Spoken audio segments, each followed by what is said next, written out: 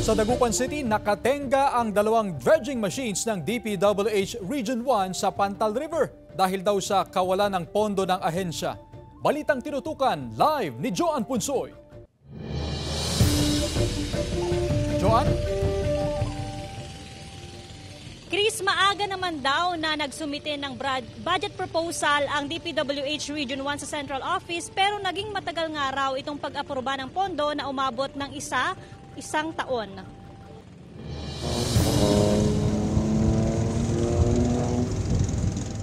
Isang amphibious dredging machine at excavator sa spoil site lamang ang ginagamit ng mga kawani ng DPWH Region 1 sa pagdadraga sa Pantal River sa Dagupan City.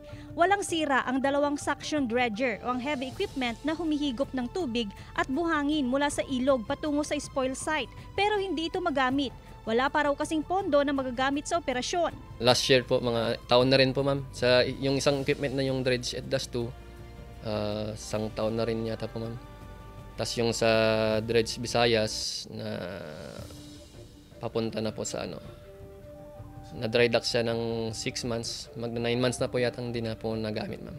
Pero nakatakda naman daw na dumating ang pondo sa susunod na buwan.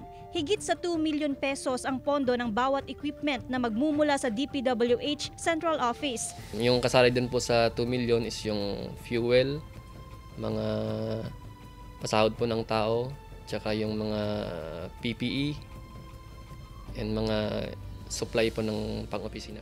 Ang mga nahahakot na lupa mula sa ilog na itinatambak sa spoil site, madali raw maubos ngayong tag-ulan. Marami kasing kumukuha para itambak sa mga bahaing lugar.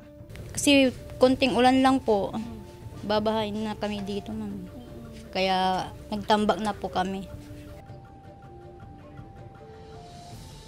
Inaasahan daw na darating ang pondo sa second week ng July at sa nasabing panahon nga ay gagamitin na itong dalawang heavy equipment. Tinayak naman ng tanggapan na hindi palyado at gumagana nga itong dalawang heavy equipment sa kabila ng pagkakatenga ng higit sa isang taon. Chris? Maraming salamat, Joan Punsoy.